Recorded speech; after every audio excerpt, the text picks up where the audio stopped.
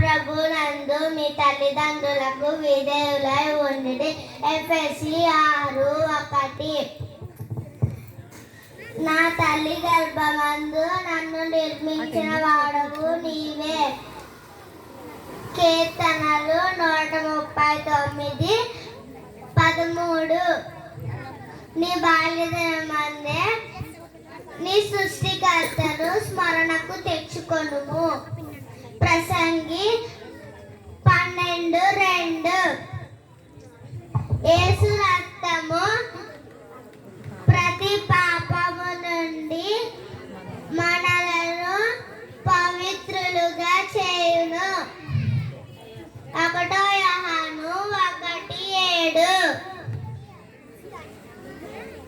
దేవుడు లేడని బుద్ధిహీనుడు తమ హృదయంలో అనుకొందురు. కీర్తనలు 14:1. నేను తప్ప నీకు వేరొక ఉండకూడదు. నిర్గమకాండము 23:3.